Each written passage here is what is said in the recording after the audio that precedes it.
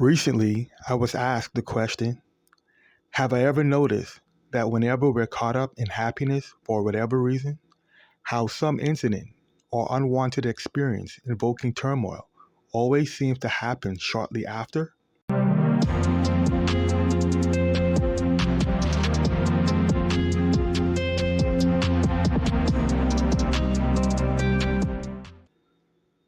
This question led me down a road of reflection and thought, and the consideration of entropy became a theme in my deductive reasonings.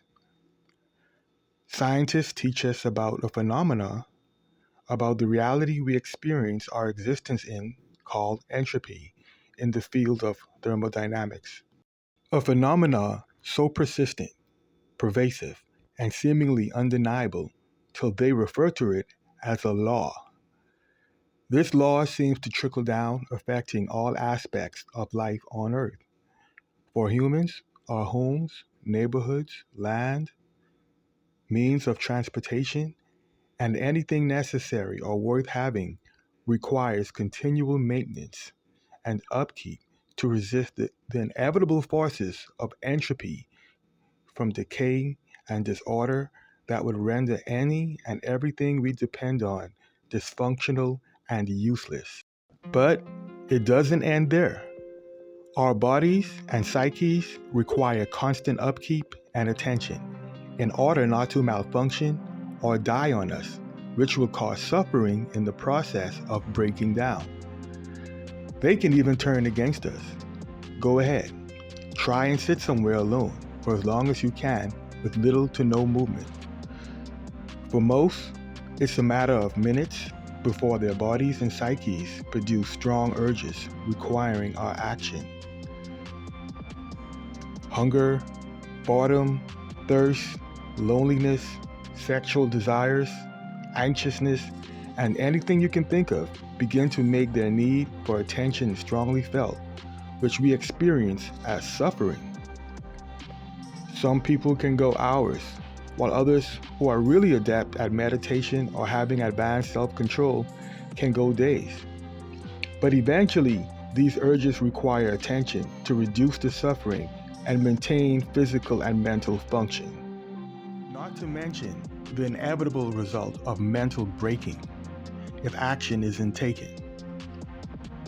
We basically begin to die, and even worse, suffer in the process. It's almost as if our bodies and psyches are our masters, forcing us to participate in the game we call life, regardless of our levels of enthusiasm for it. Now, in this compulsory participation process, we open ourselves up to more possibilities that can bring about suffering. In our efforts to satisfy the basic urges and needs for survival, we expose ourselves to possible stress, heartbreak, disappointment, fatigue, physical harm, anxiety, and all the things we wish we could limit or avoid altogether. Now, not to sound like a complete pessimist, there are things we can enjoy while participating. Many get to experience sceneries and environments they find beautiful. Many enjoy exploring and interactions with things and other people they find pleasing. So, a lot of people will say it's worthwhile, even though they're forced to participate just to survive, whether they want to or not. But even still, entropy reminds us at some inevitable point, in varying degrees, that even these things we find pleasant eventually become less pleasant or can even become sources of more suffering, and ending altogether. Hence the saying, the same things that make us laugh make us cry, quote unquote. For a lot of people, they'll say the pleasant experiences, no matter how brief, makes it all worthwhile. But at that point, what else is there left for them to say? It's not like they had a real free will choice, quote unquote, to participate or engage in these experiences. Their very physical and mental survival depended on them engaging anyway. A thought experiment is to imagine you are a conscious being with no ego or physical or mental urges or needs. What would you be doing instead? How would your life experience be if there weren't urges and needs compelling you? Is it even possible to imagine? Now, after all I've touched on so far, back to the original question posed to me. Some people will compare life to a pendulum swinging between various heights of pleasure and various lows of suffering, back and forth, in a law of rhythm, some will say. But I say, make no mistake, suffering is the default experience in this reality. Pleasure and happiness are things we have to put in effort for and are very rare experiences compared to the baseline experience. Most times we find ourselves putting in continual effort, not for pleasure, but to simply limit our degrees of suffering. And when we do have pleasurable experiences, they're short-lived in comparison. An orgasm or high lasts a matter of seconds and minutes compared to the pain of loss, heartbreak, injury, or even stubbing a toe. Hardly anyone will take an offer where they get to have the most pleasurable experience they can imagine for a year if they were told it'll come at the price of the worst torture and pain they can imagine being done to them for just a month. The highest high of pleasure and the worst possible levels of pain are not equal. The rush we feel when we've accomplished something monumental only lasts for so long. Being financially or socially successful, which is rare for most, eventually is no longer a source of joy after getting used to it. Most find themselves simply not wanting to lose what they've gained. Even a song we once enjoyed and couldn't listen to enough eventually becomes stale to the ears and can even become annoying given enough repetitions. A drug high no longer gets us as high after a while as dopamine chemistry adjusts and tolerance kicks in. It's as if we're not physically or mentally designed to enjoy pleasure continually in this reality. This design keeps us chasing the next high and rarely content or satisfied at the levels we once were initially. Compare your first orgasm to your 50th, if you've been lucky enough to have had that many. But seriously, hedonic adaptation seems to be a built-in mechanism.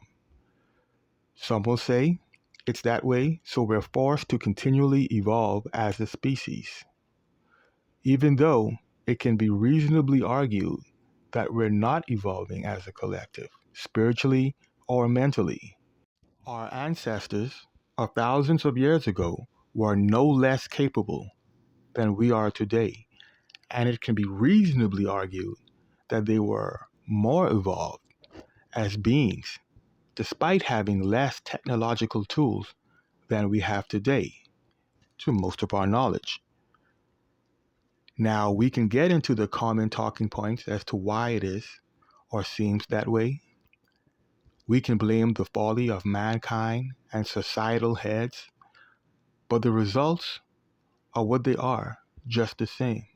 And to limit the discussion to humanity would be short-sighted.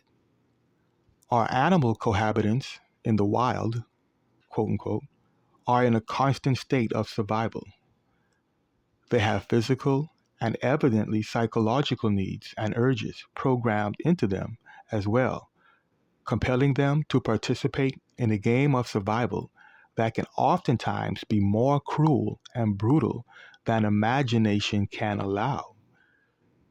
Some people convince themselves it's beautiful, quote unquote. But again, what else can they say? I mean, the animals are forced to compete in a constant high-stress hunger game as well, where there must be winners and losers before even the winners become losers in the end. Are the animals evolving? Is a crocodile any more of a crocodile than it was thousands of years ago? Are their brutal experiences teaching them to be better crocodiles? If this design of human and animal nature is for everything to evolve into more advanced life forms, then the evidence is far from overwhelming. And what about those who simply want to be happy continually and not participate in games they find objectionable? Do they even have a viable alternative in these bodies and psyches with forceful urges and needs? What many are beginning to observe is we find ourselves consciously existing in a reality where everything seems to be cyclical, in a recycling system where everything feeds off something else, and the linear evolutionary narrative is being seen as wanting.